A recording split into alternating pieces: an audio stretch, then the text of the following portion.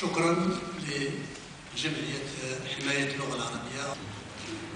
فعلا اللغة العربية أو اليوم العالمي للغة العربية لم يأتي بالمجان أو لم يأتي ترضية، لكن تطلب مجهودات جبارة.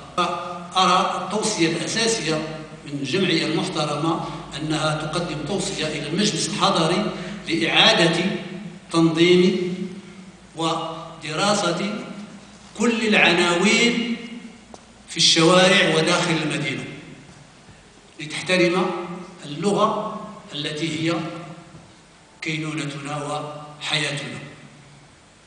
إذا اللغة العربية اليوم من هذا الباب، واليوم العالمي للغة العربية يمكن هو يوم عالمي ليس وطني، هذا عالمي، لكن أين هو الوطني؟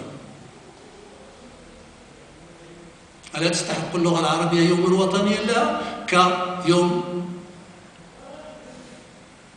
الوطني للمرأة المغربية وكبقية المكونات؟ لأننا نحن الآن أمام قيم، ومن قيم لوجودنا هو لغتنا. شكرا. شكرا أستاذ شطاب على هذه المقترحات.